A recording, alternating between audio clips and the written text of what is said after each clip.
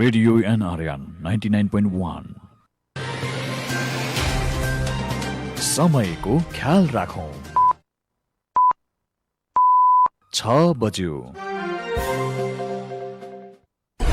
खरो विषयमा दरो बहस नेपाली बहस। यस नेपाली बहसका साथमा प्रीति तयारी चाउचाउ डिसोम फाइबर नेट।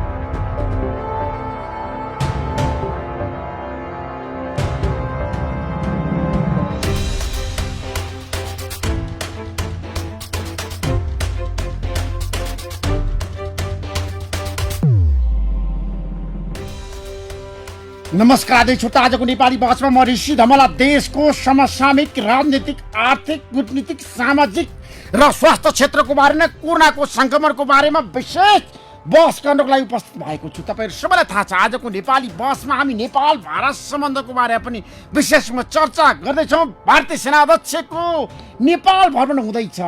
19 गतेदेखि 3 दिने भ्रमण हुँदैछ। यो भ्रमणलाई निकै महत्त्वको साथ हेरिएको छ। नेपाल भारत सम्बन्धमा समस्याहरू छ, दरारहरू छ र दीर्घकालीन रूपमा समाधानका उपायहरू पनि निकाल्नको लागि दुवै राष्ट्र तयार भएका छन्। सीमा विवाद समाधानको लागि पनि सेना अध्यक्षको भ्रमण साँच्चै फलदायी होला त? जसरी भारतीय राका प्रमुख काठमाडौँ आउनुभयो, प्रधानमन्त्री केपी शर्मा ओलीसँग उहाँको कुराकानी भयो र उहाँ नयाँ दिल्ली पुगिसकेपछि नेपाली राजनीतिमा चर्चा परिचर्चा जसरी भयो त्यसै गरी सेना अध्यक्षको नेपाल भ्रमणको बारेमा पनि विशेष रूपमा चर्चा सुरु भएको छ। दुई देशबीचको कुरा गर्दाखेरि नेपाली सेना र भारतीय सेनाको कुरा गर्दाखेरि आफ्नै किसिमको विशेष महत्त्व छ, सम्बन्ध छ, विशेष सम्बन्ध छ। यसबारे पनि आजको कार्यक्रममा हामी विशेष रूपमा चर्चा गर्दैछौँ। नेपाली बहसमा तपाईहरु सबैलाई थाहा छ, आज हामी पछिल्लो समय कोरोनाको संक्रमणको संख्या किन घटिरहेको छ, के कारणले घटिरहेको छ, पीसीआर टेस्ट किन हुन सकिरहेको छैन, दशैंको बेलामा 4 दिनको कुरा गर्दाखेरि पछिल्लो समय 5000 लाई मात्रै पीसीआर टेस्ट भयो, किन, के कारणले 500 मात्रै संक्रमित भए, किन, मृतकको संख्या किन बढ्यो, 14 जनाको मृत्यु भयो। जो यसबारे पनि आजको कार्यक्रममा हामी चर्चा गर्दैछौँ र हामी देशका ठुल्ठुला पार्टीको महाधिवेशनहरू अन्यलमा परेका छन्, दलहरू अलमलमा छन्। नेपाल कम्युनिस्ट पार्टीको महाधिवेशन होला चैतमा, सम्भावना छ। केन्द्रीय समितिको बैठक हुन सकिरहेको छैन। कार्तिक 15 गतेदेखिबाट केन्द्रीय समितिको बैठक बोलाइयो तर कुनै गृह कार्य सुरु भएको छैन। नेताहरूको बीचमा बोलचालै छैन। बालुवाटारमा प्रचण्ड नगएको 1 हप्ता भइसक्यो, कुराकानी नभएको। अब के होला त? प्रधानमन्त्री केपी शर्मा ओली र प्रचण्डको बीचमा संवाद टुटेको अवस्था छ। यो बेलामा केन्द्रीय समितिको बैठक होला त? कार्तिक 15 देखि सम्भावना छ नेपाल कम्युनिस्ट पार्टीको। अनि नेपाली कांग्रेसको महाधिवेशन हुन्छ फागुनमा।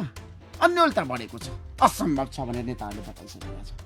जनता समाजवादी पार्टीको महाधिवेशन हुन्छ, पार्टी एकीकरण भयो। अब कसरी जाला? राष्ट्रिय प्रजातन्त्र पार्टीको अवस्था पनि त्यस्तै छ। ठुल्ठुला पार्टीको महाधिवेशन अन्यलमा परेको छ। के कारणले अन्यलमा पर्यो? बिहारमा निर्वाचन हुँदैछ, आज अमेरिकामा निर्वाचन हुँदैछ राष्ट्रपतिको, अनि देशका ठुल्ठुला पार्टीको महाधिवेशन भने किन हुन सकिरहेको छैन, के कारणले हुन सकिरहेको छैन? विश्वमा यही बेलामा निर्वाचनहरू भइरहेका छन्, जहाँ पनि प्रक्रिया अगाडि बढिरहेको छ, तर नेपालमा खोइ त दलीय गतिविधि, दलहरू साँच्चै किन यतिखेर आफ्नो गतिविधि अगाडि बढाउन असफल भए, के कारणले? आजको कार्यक्रममा हामी यसबारेमा पनि विशेष रूपमा चर्चा गर्दैछौँ र हामीसँग धेरै विषयवस्तु छन्। मलाई पर्साबाट धेरै फोन आएको छ। नेपाल कम्युनिस्ट पार्टी पर्साका जिल्ला सदस्य तथा बिन्दवासिनी गाउँपालिकाका सचिव मुकेश चौरसियाको मृत्यु भएको आज 5 दिन बित्दा पनि सब बुझ्न अस्वीकार गर्दै त्यहाँ आन्दोलन सुरु भएको छ र विगत स्थित नारायणी अस्पतालमै राखिएको छ। सब नेपाल कम्युनिस्ट पार्टी भित्रको द्वन्द्वको अवस्था त्यहाँ पनि देखिन्छ। किन यस्तो भइरहेको छ? नेपाल कम्युनिस्ट पार्टीको कुरा गर्दाखेरि, वीरगञ्जको कुरा गर्दाखेरि, पर्सा जिल्लाको कुरा गर्दाखेरि जिल्ला प्रहरी कार्यालयमा किटानी जाहेरी दर्ता गर्न खोज्दा समेत त्यहाँ किन गर्न दिएन, के कारणले गर्न दिएन? त्यहाँका नेता कार्यकर्ताहरू आन्दोलन यतिखेर गरिरहेका छन् र यसका मुख्य योजनाकार को हुन् त? यो घटनाको नेपाल कम्युनिस्ट पार्टी पर्साका जिल्ला सदस्य तथा पूर्व सांसद राजकुमार गुप्ता रहेको त्यहाँका नेताहरूले, स्थानीय नेताहरूले बताएका छन्। मातृका यादवले चेतावनी दिइसक्नु भएको छ, जसरी भए पनि मुद्दा दर्ता हुनुपर्छ, नत्र भने हामी मधेसमा आन्दोलन गर्छौँ भनेर नेपाल कम्युनिस्ट पार्टीको स्थायी समिति सदस्यले। अब के होला, हामी केही समयपछि यसबारेमा पनि चर्चा गर्नेछौँ। धेरै विषयवस्तु छ आजको नेपाली बहसमा, म केही समयपछि आउँदैछु।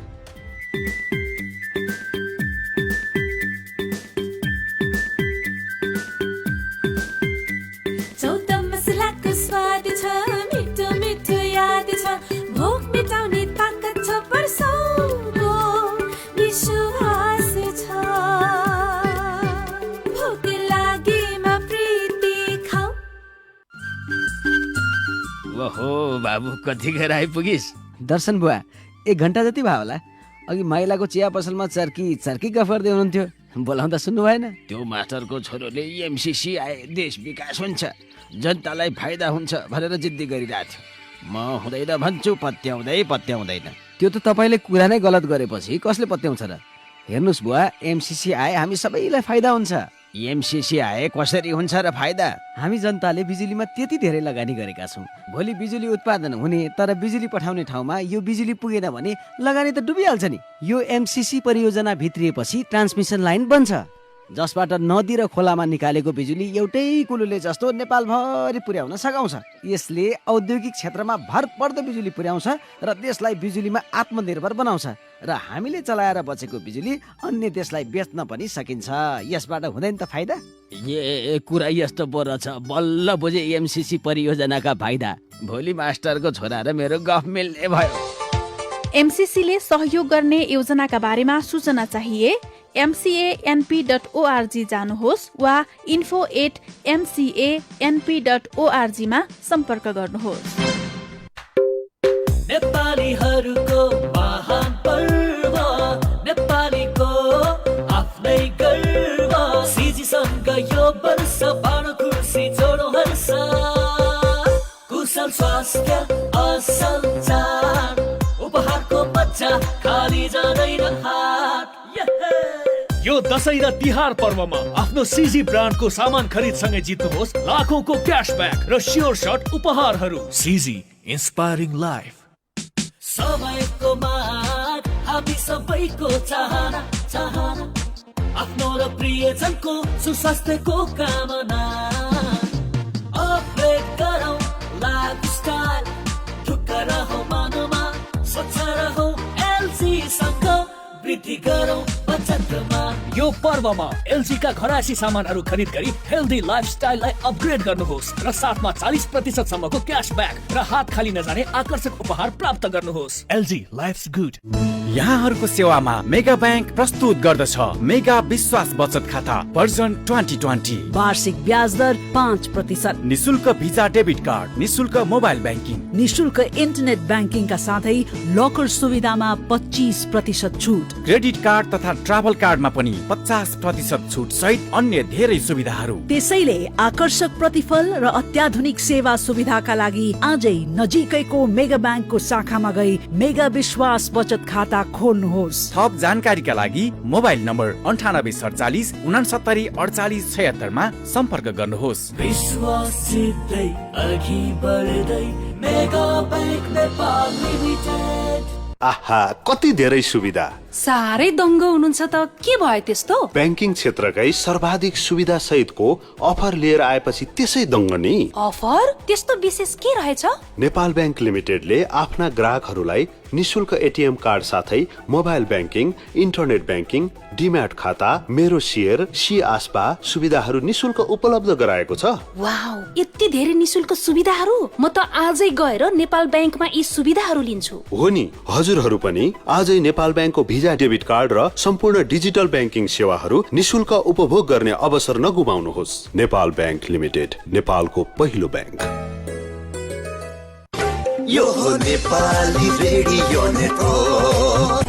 खरो विषयमा दरो बहस, नेपाली बहस। यस नेपाली बहसका साथमा प्रीति तयारी चौचौ। Dish Home Fiber Net. यतिखेर हाम्रो बीचमा प्रभावशाली मन्त्री सरकारका हृदय त्रिपाठी हुन्छ। हृदय त्रिपाठीजी, हजुर, तपाईँलाई म नेपाली बहसमा स्वागत गर्न चाहन्छु। धन्यवाद सर ऋषिजी। अब नेपाल भारत सम्बन्धको कुरा गर्दाखेरि सम्भावनाहरू छ सुधार्नको लागि दुवै पक्ष तयार भएको हो? पहिलो कुरा त म 2 हप्तादेखि शल्यक्रियापछि स्वास्थ्य लाभ गरिरहेको छु र साथै अब यो बिचमा दसैँ, छठ, तिहार, नयाँ नेपाल सम्बन्धको लागि शुभकामना पनि व्यक्त गर्न चाहन्छु। जुन यहाँले प्रश्न गर्नुभयो, मलाई के लाग्छ भने हिन्दुस्तानले अहिले सम्बन्ध सुधारका सङ्केतहरू दिइरहेको छ र त्यसलाई हामीले उपयोग गर्न सक्नुपर्दछ। भारतले कस्तो किसिमको सङ्केत दिएको छ हृदय त्रिपाठीजी? तपाईँ त अब अनि सकारात्मक नेपाल भारत सम्बन्धमा जानकार पनि हो। अब जुन अहिले भारतीय गुप्तचर प्रमुखको भ्रमणलाई लिएर जुन यहाँ कोलाहल मचिएको छ, त्यसमा कुनै दम मैले देखिरहेको छैन। किनभने भारतले कुनै जोगीलाई पठाउँछ कि पत्रकारलाई पठाउँछ, कलाकारलाई पठाउँछ कि नेतालाई पठाउँछ कि कसलाई पठाउँछ, त्यो भारतले तय गर्ने हो। त्यो हाम्रा वीर नेताहरूले तय गर्ने होइन, या हाम्रा बुद्धिजीवीहरूले तय गर्ने होइन। कसलाई पठायो भने महत्त्वपूर्ण होइन कि महत्त्वपूर्ण के हो भने उसले के सन्देश दिन खोजिरहेको छ, त्यो महत्त्वपूर्ण हो। मैले मेरो आफ्नो विश्लेषणमा भारतले चाहिँ एउटा सम्बन्ध सुधारका सकारात्मक लक्षणहरूका साथ चाहिँ अगाडि बढ्न खोजिरहेको छ र त्यसलाई हामीले सहजतापूर्वक, सरलतापूर्वक र त्यही भाव अनुसार, त्यही स्पिरिटमा लिन सक्नुपर्दछ। अब तपाईँलाई थाहा छ, यहाँ त एक थरीको एउटा विचार छ, अर्को थरीको अर्को विचार छ। नेपाल कम्युनिस्ट पार्टी भित्रै विवाद छ। नारायण श्रेष्ठले मसँगै भन्नुभयो यो गलत काम गर्यो, भारतले रहेको प्रमुखलाई पठाएर प्रधानमन्त्रीले बालुवाटारमा भेटेर नेपाल भारत सम्बन्धमा यसले झन् सुधार्नको लागि होइन बिगार्नको लागि रहेको प्रमुखलाई पठाइयो भनेर पनि टीका टिप्पणी सुरु भयो। टीका टिप्पणी त केवल रिजल्टले देखाउने हो। नेपाल कम्युनिस्ट पार्टीको प्रवक्ताले अथवा चाहिँ नेपाली कङ्ग्रेसका नेताले यो सबै तय गर्ने होइन। जसले मैले भने त्यसले जोगी पठाएको भए के गर्ने त? त्यसो भए जोगीलाई पठाइदिए भए पनि त हुन्थ्यो। त्यो त्यो त्यो कसले पठाउँछ भने यो अन्तर्राष्ट्रिय सम्बन्धमा बडा जटिलताहरू हुन्छन् र मलाई के लाग्छ भने हामी सबै आफ्नो बाहेक अरूकै सम्बन्धहरू बढी तय गर्छौँ, अरूको व्यवहार बढी तय गर्छौँ। हामीले के गर्ने भन्दा बढी चाहिँ छलफल गर्दैनन्। त्यसमा चाहिँ एउटा चाहिँ आग्रह राखेर बसिरहेका हुन्छन्। अब हिन्दुस्तानले एउटा व्यक्ति पठायो जो उसको सरकारी प्रतिनिधि हो, उसको सरकारी कर्मचारी होला, उसको सरकारी चाहिँ तहमा ओहदामा बसेको व्यक्ति होला। त्यस मार्फत उसले त्यहाँका प्रधानमन्त्रीले अथवा त्यहाँको सरकारले, भारतीय शासन व्यवस्थाले नेपालसँग कुन प्रकारको सम्बन्ध बढाउन खोजिरहेको छ त्यो सन्देशसहित आउनु भनेको यसलाई त हामीले सकारात्मक रूपले लिनुपर्छ भने मेरो बडा सोझो र मेरो आफ्नो चाहिँ अहिलेसम्मको अनुभवको आधारको बुझाइ हो। कुनै बेला हामी पहिले पनि त धेरै यस प्रकारका चाहिँ सन्देशवाहकहरू देखिसकेकै छौँ र यी नेताहरूले पनि देखाएको छैनन् त भन्ने। 12 बुँदे गर्दाखेरिका सन्देशवाहकहरू को थिए, त्योभन्दा अगाडि आन्दोलनमा सन्देशवाहकहरू को थिए, त्यो सबै मैले पनि प्रत्यक्ष भोगेका छु, देखेका छु र यी नेताहरू जसले कराइरहेछन् यिनले पनि देखेका छन्, भोगेका छन्। त्यसकारण प्रधानमन्त्रीलाई हाम्रो प्रधानमन्त्रीलाई आरोप लगाउनु कि फलानालाई भेट्यो, अब यहाँ चाहिँ राष्ट्रियतामाथि खतरा आयो आदि इत्यादि गर्दाखेरि मर्यादा विपरीत भयो। प्रोटोकल अनि मर्यादा मिलेन। कूटनीतिमा प्रधानमन्त्रीले त कुनै देशको राजदूतलाई भेट्दाखेरि अथवा त्यहाँको चाहिँ कुनै प्रतिनिधिलाई भेट्दाखेरि कुन मर्यादाको रूपमा हेरिन्छ त? त्यसो भए अन्तर्राष्ट्रिय कूटनीतिले के भन्छ? त्यसो भए यो सब कुराहरू वायत कुराहरू हुन्। मलाई लाग्छ चाहिँ यो पनि एक थरीको चाहिँ के हुन्छ भने भारतसँग निरन्तर सम्बन्ध खराबै रहोस्, खराबै रहँदाखेरि अब मन नपरेका धेरै विषयहरूलाई पनि अलिकति अप्ठ्यारोमा पर्न सक्छन् कि भनेर पनि होला। ती केही व्यक्तिहरूको पनि त्यस्ता सोच हुन्छन्। फेरि नेपालका राजनीतिक क्षेत्रमा, नेपालका कथित कूटनीतिक क्षेत्रमा, नेपालका कथित बुद्धिजीवी क्षेत्रमा यो रोग पुरानो मैले देखि नै रहेको छु। मैले 40 वर्षदेखि हेरिरहेको छु यो विषय। त्यो होइन, भारतले अहिले के सन्देश दिन खोजेको छ त्यो हामीले आत्मसात के गर्नुपर्छ भने उसले सम्बन्ध सुधारका तर्फ अगाडि बढ्न खोजेको छ। अब सम्बन्ध सुधारका केही बुदाहरू छन्, जो बुदाहरू नेपाल सरकारले, नेपाली जनताले एकीकृत भएर तय गरेका छन्। ती बुदाहरूलाई हामीले मुखरित गरेर त्यसलाई समाधानको बाटोतर्फ लैजानुपर्छ। त्यो बुदामा हलचल गर्नुहुन्न। त्यो चाहिँ त्यसमा रिजल्ट चाहिँ नतिजा मुख्य कुरो हो। प्रक्रिया भन्दा पनि नतिजा मुख्य हो। नतिजा सही हुन्छ भने प्रक्रिया कहिलेकाहीँ अप्ठ्यारो प्रक्रियाबाट पनि नतिजा सही हुन्छ। यस प्रकारका द्वन्द्व भइरहेको बेलामा धेरै प्रकारका कुटनीतिक पहलहरू, अग्रसरताहरू हुन्छन्। त्यसलाई सहजतापूर्वक हामी लियौँ। हामी त हरेक विषयलाई लिएर आन्दोलनकै विषय बनाउन थाल्छौँ। एउटा कुरा के छ भने अहिले सम्बन्ध त्यति साह्रै मिठो नभएको बेलामा पनि जुन सामग्रीहरूको जुन आपूर्ति छ, व्यवस्था छ, त्यो सहजै ढङ्गले गइरहेको छ। कोरोनाको बीचमा पनि भारतबाट आउने जुन सामग्रीहरू त्यो करिब सहज ढङ्गले नै गयो, चाहे पेट्रोलियम होस्, चाहे ग्यास होस्, चाहे अन्य खाद्यान्न होस्। यदि देशभक्ति खोज्नु छ भने हेर्नुहोस्, एउटा कुरा ऋषि मैले के भन्छु भने राष्ट्रवाद र देशभक्तिमा फरक छ। नेपालमा राष्ट्रवादी धेरै छन्, देशभक्त छैन। देशभक्तको अभाव नै छ। देशभक्तले एउटा चाहिँ त्याग खोज्छ, देशभक्तिले। राष्ट्रवादले एउटा अमुक शत्रु खोज्छ र त्यसैको विरुद्धमा नाराबाजी गरेर आफ्नो धन्दापानी गर्छ। त्यसकारणले जुन मैले देखिरहेको छु अहिले यो सम्बन्ध सुधारको जुन पहल कदमी भइरहेको छ, जसलाई प्रधानमन्त्रीले सहजतापूर्वक भेट्नुभयो र एकदम सही कदम गर्नुभयो। किनभने सम्बन्ध, एउटा कुरा त म फेरि पनि भन्छु, कालापानी, लिपुलेक, लिम्पियाधुराको विषयमा यही सरकारले नै नक्सा जारी गरे होइन र भने योभन्दा प्रष्ट अब के सन्देश दिने? अब कसलाई तमसुक गर्दै हिँड्ने हामी? कसलाई चाहिँ हामीले चित्त बुझाउनलाई तमसुक गरिराख्नु पर्ने भएको छ र अब त्यसलाई अगाडि बढाउनलाई नेपाल भारत सम्बन्धमा जुन देखिएका जटिलताहरू छन्, ती जटिलतालाई अगाडि बढाउनको लागि भारतले पनि जुन अग्रसरता देखाइरहेको छ त्यसलाई सहजतापूर्वक सकारात्मक रूपले लिँदै हामी यी समस्याहरू समाधानतर्फ जानुपर्छ भन्ने मेरो भनाइ। तर हृदयजी, तपाईँलाई थाहा छ 62-63 सालको जनआन्दोलनमा भारतले विशेष दूत बनाएर करण सिंहलाई पठायो। अनि संविधान जारी हुनु अघि पनि अहिलेको परराष्ट्रमन्त्री विदेश मन्त्रीलाई पठायो, एस जयशङ्करलाई पठायो। त्यसबेला विदेश सचिव हुनुहुन्थ्यो। विदेश सचिव हुनुहुन्थ्यो। अहिले आएर रहेको प्रमुखलाई चाहिँ किन पठायो? कि राजनीतिक दललाई किन पठायो? किन पठायो भन्ने कुरो हामीसँग सोधेर उसले पठाउने होइन नि। उसको भावना उसले तय गर्ने हो। मैले यही बुझिनँ हाम्रो वीर नेपाली नेताहरूको चाहिँ यो चाहिँ अप्ठ्यारो। आफ्नो तय गरौँ न। संसारभरिको हामी तय गर्न थाल्छौँ। भारतले कसलाई पठाउँछ, चीनले कसलाई पठाउँछ, अमेरिकाले कसलाई पठाउँछ भने अब एमसीसीकै विषयमा मैले देखिरहेको छु नि गाइयात यहाँ चाहिँ एमसीसी गर्ने बेलामा सबै गर्ने, सबैको कार्यकालमा गर्ने, अगाडि बढाउने। अहिले आएर एमसीसी चाहिँ राष्ट्रघात हो, कति शब्दको दुरुपयोग गर्न सक्ने क्षमता राख्छन् भने नेपाली नेताहरूले भनेको कुरो त मलाई त आश्चर्य लाग्छ। अब गर्ने बेलामा सबैले गर्ने, राम्रै गर्ने, यसले देशलाई राम्रै गर्छ भनेर गर्ने। अहिले आएर होस आयो कि त्यसबेला चाहिँ कालो पदार्थ खाएर गरेका हुन् त सबैले? त्यो त होइन नि। एउटा निरन्तरता आफूमा हेरौँ न, आफू कति गम्भीर छौँ हामी आफू कति निरन्तरतामा जान सक्छौँ, कति इमान्दार छौँ, त्यो सबै कुराहरू हेर्दै जाने हो भने त्यही पर्व। अब उसले कसलाई पठाउँछ भन्ने कुरो महत्त्वको होइन, उसले के कोलाई पठाउँछ र त्यो सन्देश दिन खोज्या सकारात्मक हो कि नकारात्मक, त्यो महत्त्वपूर्ण कुरा हो। मलाई के लाग्छ भने त्यो सकारात्मक सन्देशको लागि पहल कदमी भारतले गरिरहेको छ र त्यसलाई हामीले त्यही सकारात्मकताका साथ लिएर आफ्नो एजेन्डा, हाम्रो जुन देशको एजेन्डा हो, त्यो एजेन्डालाई यसलाई पनि अब राजनीतिक को एउटा गोटीको रूपमा प्रयोग गर्ने हो भने त नेपाल कहीँ पनि पुग्दैन। तर तपाईँलाई थाहा छ कम्युनिस्ट पार्टीका शीर्ष नेताहरूको एउटा प्रतिक्रिया त बाहिर आइसकेको छ नि त। गुपचुप किन पठाए भारतले? किन चाहिँ विशेष दूत पठाउँदाखेरि एक आपसमा किन छलफल भएन? ब्यान्ड बाजा बजाएर कुटनीतिमा गरिन्छ भने अचम्मको कुरा गरिराख्नु भएको छ।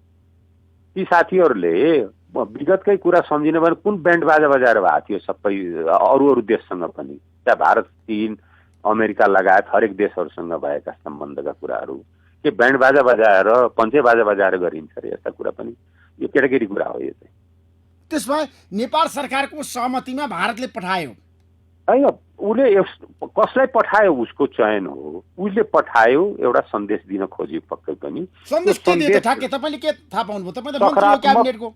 सकारात्मक सम्बन्धलाई सकारात्मकतातर्फ लैजानुपर्छ भने भारतको पहल कदमीको रूपमा मैले लिएको छु।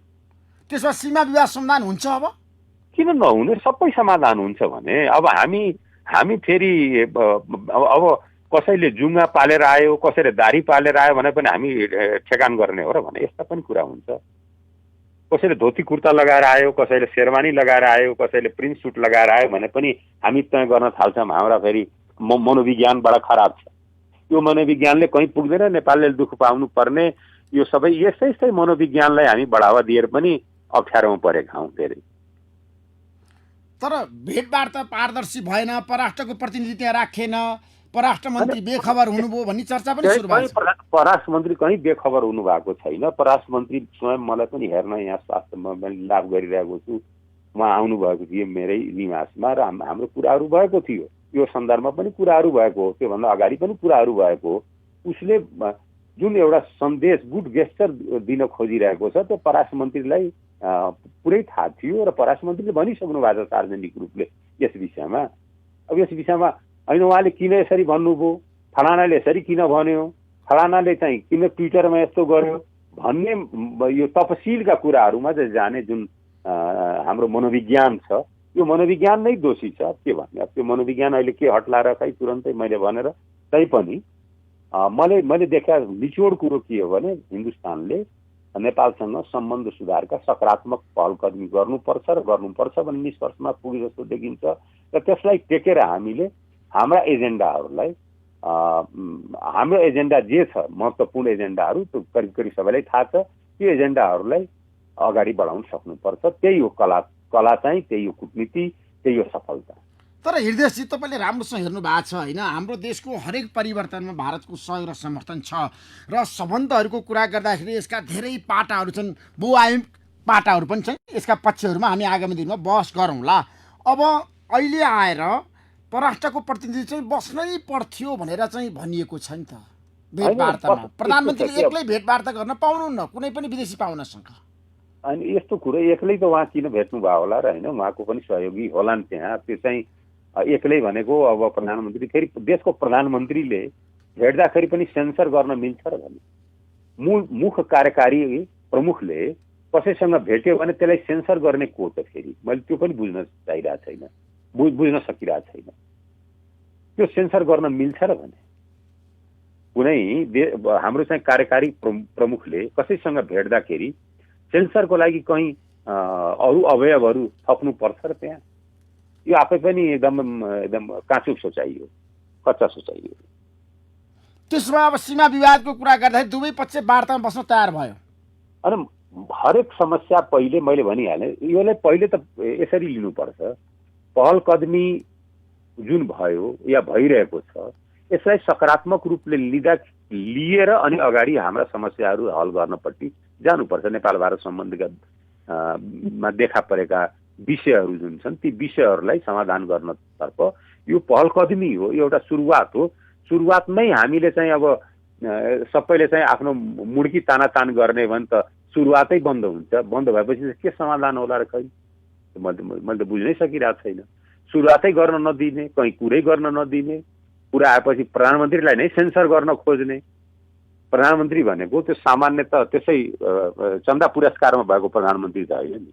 प्रधानमन्त्रीको एउटा प्रक्रिया छ, बन्ने प्रक्रिया छ, जनताको विश्वास छ, जनमत छ, त्यसपछि संसदमा बहुमत छ र त्यसको चुनेको प्रधानमन्त्री हो भनेपछि त्यसलाई पनि अब अविश्वास गर्ने भने कुरा के देखियो भने यो अरू राजनीतिक आन्तरिक राजनीतिक खेलमा हामी विदेश सम्बन्ध परराष्ट्र सम्बन्धलाई सधैँ तान्ने गर्ने जुन पुरानो रोग हो त्यही रोगको निरन्तरताको रूपमा यो हल्ला भइरहेको मैले देखिरहेको छु। त्यसमा अब सेना अध्यक्ष पनि आउँदै हुनुहुन्छ।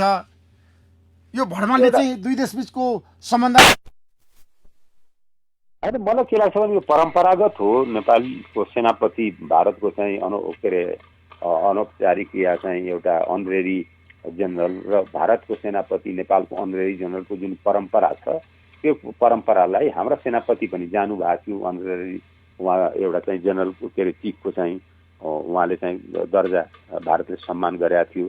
त्यस्तै भारतको सेनापति आउने बेला भएको छ, त्यो हाम्रो जुन परम्परा छ त्यो अनुसारले निर्वाह गरिन्छ। सम्बन्धलाई के हुन्छ भने जुन सम्बन्ध परम्परागत छ त्यसलाई कायम गर्ने विषय हो त्यो। त्यसलाई चाहिँ त्यो रूपले मात्रै हामीले लिनुपर्छ जस्तो लाग्छ मलाई। रह्यो भारतले यदि सकारात्मक पहलकदमी गरिरहेको छ त्यसलाई चाहिँ टेकेर हामी हाम्रा सम्बन्धलाई सुधार्नपट्टि जानुपर्छ कि त नेपाल देशले नै के निर्णय गर्नु पर्यो भारतसँग हामी कुनै पनि सम्बन्धै राख्दैनौँ भन्ने एउटा निर्णयमा निष्कर्षमा पुग्न सक्ने स्थिति छ र मलाई त लाग्दैन। किनभने नेपाल भारत सम्बन्धलाई त्यसरी चाहिँ हल्का ढङ्गले लिएर हामी एकअर्काका विकास प्रक्रिया, एकअर्काका जनताका आकाङ्क्षा, एकअर्काका अवस्थाहरूलाई हामीले सही ढङ्गले प्रतिनिधित्व गरेको बुझिँदैन। त्यसो भए नेपाल भारत सम्बन्धको कुरा गर्दा जाँदै हृदयजी अब सुधारका सङ्केतहरू देखियो। अब सम्बन्ध चाहिँ राम्रोसँग अगाडि बढ्छ, दुवै पक्ष लचिलो भएर आए, वार्ताको टेबलमा बसेर लिम्पियाधुरा लिपुलेर काला पानी पनि फिर्ता गर्न भारत तयार भयो। होइन, वार्ताको लागि वातावरण बन्दैछ, वातावरण बनाउनु पर्छ। वार्तामा बसिसकेपछि अनि कुराहरू अगाडि बढ्दै जान्छन्। अहिलेसम्म त संवादहीनता जस्तो अवस्था थियो। भारतीय प्रधानमन्त्री नरेन्द्र मोदीजीले जुन 15 अगस्तमा प्रधानमन्त्रीलाई फोन गरेर त्यो सुरुवात गर्नुभयो, टेलिफोन वार्ता दुईटै प्रधानमन्त्रीको बिचमा पटक पटक भएको देखिन्छ र त्यसैको चाहिँ निरन्तरतामा केही दूतहरूको आदान प्रदान पनि हुन्छ। अब नेपालले पनि कुनै दूत पठाउन सक्छ होला परिस्थिति हेरेर। त्यसपछि एजेन्डाहरू चाहिँ माथि सहमति गर्दै अनि छलफलमा आउने एजेन्डाहरूमा चाहिँ हाम्रो चाहिँ पहलकदमीहरू त्यसमा जोड दिनुपर्छ। अब दूत पठाउँदैमा अब जोगी पठायो, फलाना पठायो, अथवा रको प्रमुख पठायो, अथवा सेनापति आयो, अथवा चाहिँ यो फलाना आयो भन्दैमा हामी चाहिँ तपसिलमा चाहिँ बढी चर्चामा गइरहेका छौँ। मूल कुरो के हो भने सार के हो भने सम्बन्धलाई नेपालको हितमा नेपाल भारत सम्बन्धलाई कसरी अगाडि बढाउने भन्ने सार हो। रूपमा हामी धेरै झगडा गऱ्यौँ, सारमा हामी जाँदै गयौँ।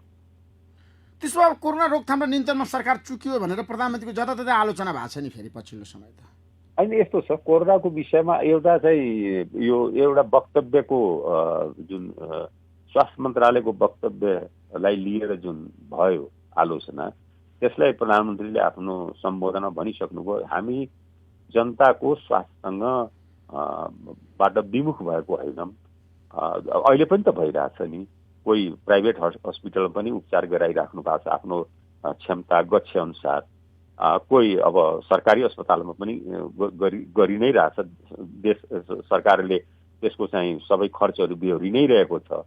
भन्नाको मतलब के हो भने जो सक्षम छन्, अब कतिपय व्यक्तिहरू अब ठुल्ठुला हस्पिटलमै गएर आफै पनि औषधोपचार गराए क्षमतावान छन्।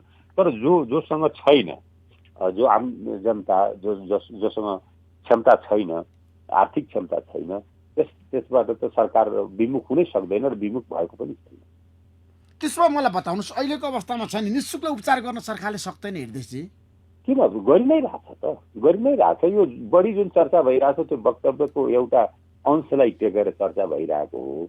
र त्यसबाट सरकार विमुख त कहाँ भएको छ र? अहिले पनि औषधोपचार निःशुल्क भइ नै रहेछ, हजारौँको भइरहेछ, देशभरि नै भइरहेको छ।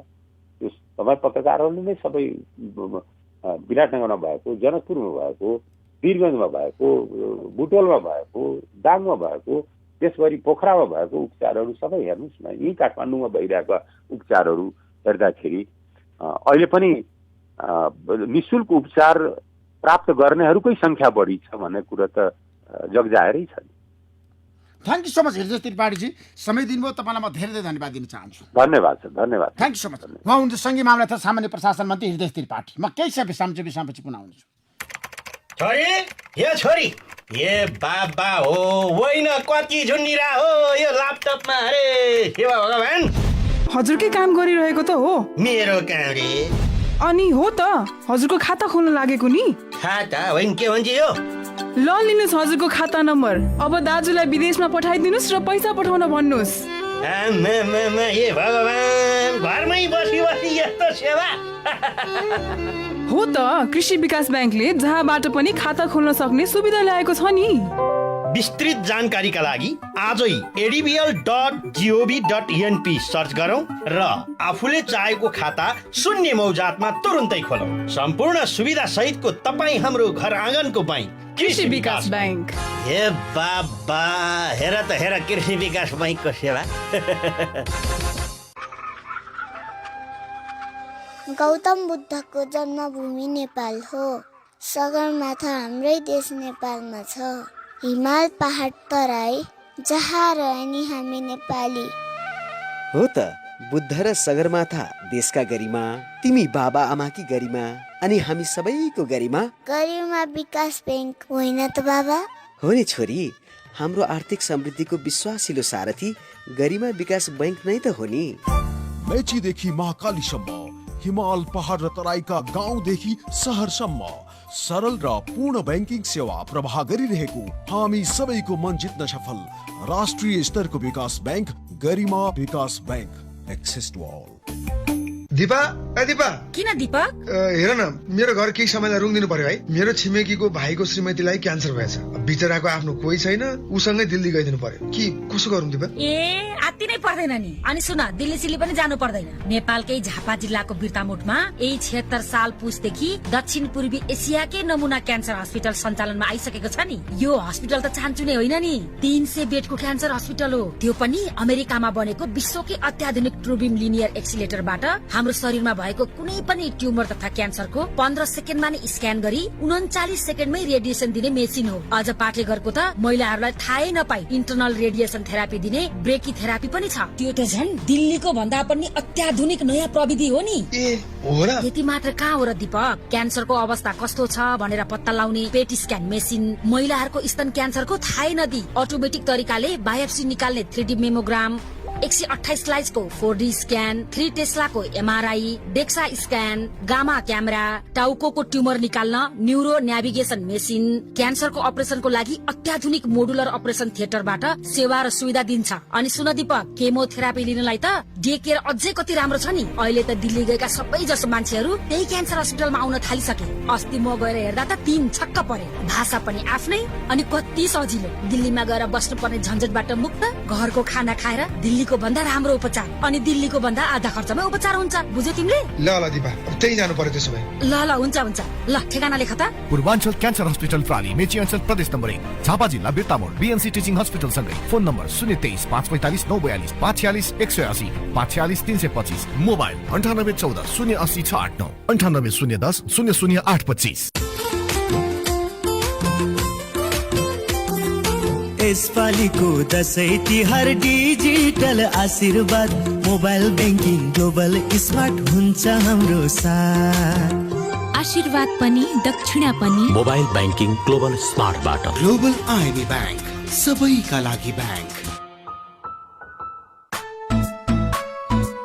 रौनक बढायो मेरो किचनको, मेरो लाइफ भयो इजी। जहिलेदेखि घर भित्र आयो सिजी सिजी सिजी, एभन बन्छ खाना सिजीको राइस कुकरमा। मिक्सर प्रेसर कुकर बचत हुन्छ टाइममा। सजिलो राम्रो ग्यास स्टोभ यसकै भरोसा छ अब सिजीका किचन अप्लायन्सेसमै। हजुर, सिजीका स्मार्ट किचन अप्लायन्सेस घर भित्राउनुहोस् र आफ्नो घरको शोभा बढाई समयको बचत र जीवन सहज बनाउनुहोस्। सिजी, इन्स्पायरिङ लाइफ। यो हो नेपाली रेडियो नेटवर्क। खरो विषयमा दरो बहस, नेपाली बहस। यस नेपाली बहसका साथमा प्रीति तयारी चौचौ। डिसोम फाइबर नेट। यतिखेर हाम्रो बीचमा नेपाल कम्युनिस्ट पार्टीका स्थायी समिति सदस्य नेत्री पम्फा भुसाल हुन्छ। पम्फा भुसालजी, हजुर नमस्कार। तपाईलाई नेपाली बहसमा स्वागत गर्न चाहन्छु। धन्यवाद, नमस्कार, शुभ प्रभात। अब केन्द्रीय समितिको बैठक हुन्छ कार्तिक 15बाट। सबैको ध्यान त्यतातिर गएको छ। परिस्थितिले त्यति रोकिएको त छैन अहिलेसम्म होइन, तर 15 गते बैठक हो, आज सायद 12 गते भइसक्यो। कोभिडको पुरै आतंक छ, त्यसैले सम्भावना मैले कम देख्छु, तर निर्णय पनि फेरि भएको छैन नहुने भनेर। होइन तपाईँहरूले गर्ने भनेर भन्नु भएन स्थायी समितिको बैठकको निर्णय हो त केन्द्रीय समितिको बैठक गर्ने कार्तिक 15बाट 15-17 हो आज 12 भयो रोकेको खबर आएन केन्द्रीय कार्यालयबाट तर फेरि परिस्थिति चाहिँ फेरि यो खास गरेर कोभिडको कारणले चाहिँ त्यति अनुकूल देख्दिनँ मैले होइन पार्टीभित्रको विवाद समाधान गर्नको लागि तपाईँहरू बस्नुभयो 6 जना बस्नुभयो कार्यदल बनाउनु भयो कार्यदलले प्रतिवेदन दियो त प्रतिवेदनको अनुसार काम भइरहेछ स्पिड अनुसार बताउनुहोस् केही काम चाहिँ भए त्यति बेला कार्यदलको रिपोर्ट अनुसार दुईटा अध्यक्षहरू सचिवालय अनि एकदम अन्यमा भएको स्थायी समितिको बैठक सम्पन्न भयो त्यो चाहिँ राम्रो कुरा थियो तर त्यसले गरेका निर्णयहरू जुन गतिमा जुन स्पिरिटमा हुनुपर्ने हो त्यो चाहिँ भइराखेको छैन त्यसो भए स्थायी समितिको निर्णयलाई प्रधानमन्त्रीले मान्नु भएको छैन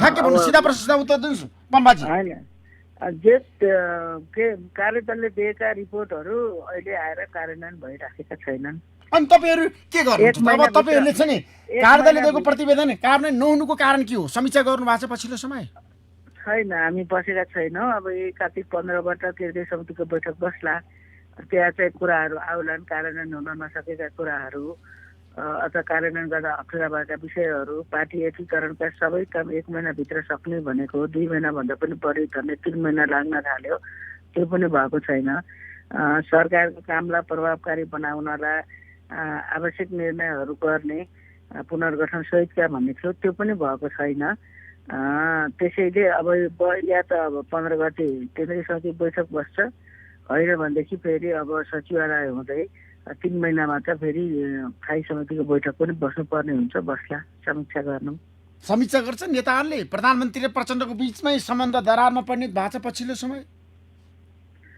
होइन व्यक्तिको कुरा भएन उहाँहरू पनि कार्यालय हो दुईटा अध्यक्ष हाम्रो प्रणाली हो त्यहाँ नमिल्यो भने सचिवालयमा आउँछ सचिवालयमा मिलेन भने थाईमा आउँछ थाईले पनि हल गर्न नसकेको केन्द्रीय समितिले गर्छ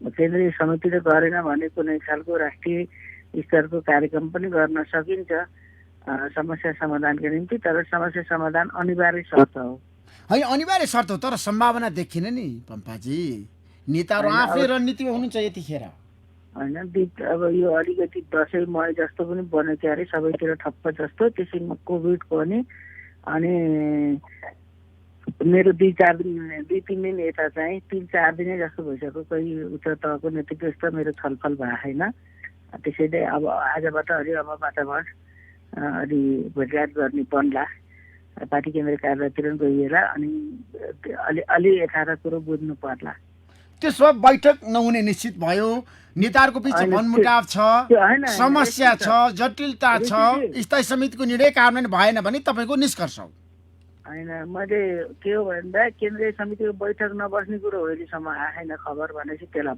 हुने भनेर मान्न पर्छ अर्को निर्णय नहुँदासम्म त कार्तिक 15मा केन्द्रीय समितिको बैठक बस्ने हो त्यो बैठक बस्ला भन्ने अब सहजै अनुमान गर्न सकिन्छ अनि सम्भावना छ र अध्यक्ष द्वयले प्रतिवेदन तयार पार्नु पर्ला केन्द्रीय समितिमा के एजेन्डा प्रस्तुत गर्ने छलफल हुनु पर्ला स्थायी समितिको बैठकमा पनि छलफल हुनु पर्ला सचिवालयको बैठकमा पनि हुनु होला तपाईहरु होइन यो यस्तो बेला तपाईसित मैले छलफल गरेको छु हुन्न भन्ने कुरो पनि छैन अझै निर्णय आएन 15 कार्तिक 15मा हुने बैठक नहुने अथवा पोस्टपोन हुने त्यस्तो केही निर्णय आएको छैन केन्द्रीय कार्यालयबाट दिउँसोतिर अब यो बारे पनि मतलब बुझ्न सकिन्छ बुझाउला त्यसपछि कार्यदलले जुन गतिमा मतलब काम गर्नका निम्ति सुझाव दिएको थियो र मुख्य त स्थायी समिति हो स्थायी समितिले नै गरेको निर्णयमा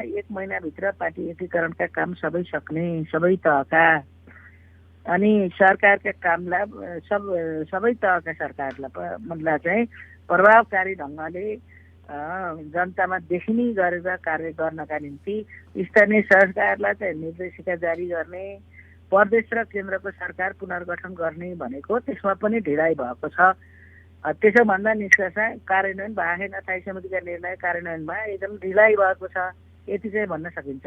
मन्त्रीमण्डल पुनर्गठन भयो, अर्थमन्त्रीमा विष्णु पौडेललाई ल्याइयो, त्यसमा तपाईँहरूको विमति छैन होला नि त?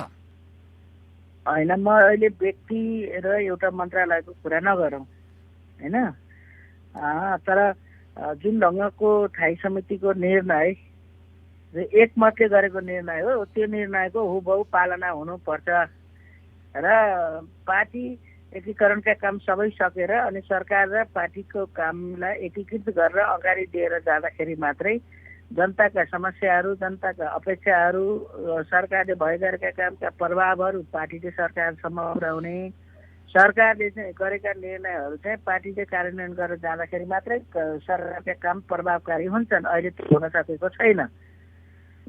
अब त्यो यथासम्भव छिटो होस् भन्न सकिन्छ। अहिले यति मात्रै हो। धेरै पुनर्गठन हुनुपर्छ, मन्त्रीमण्डल पुनर्गठन हुनुपर्छ भन्ने पक्षमा तपाईँहरू हुनुहुन्छ?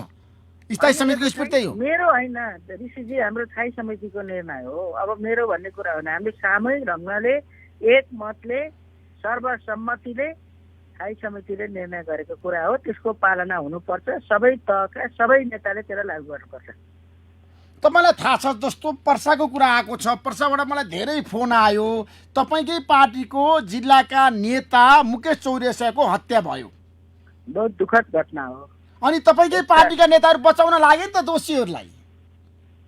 मलाई जान्ने छैन त्यो। अब पार्टी अध्यक्षको मैले वक्तव्य पनि देखेको छु, त्यो शीघ्र कारबाही गरियोस् भनेर।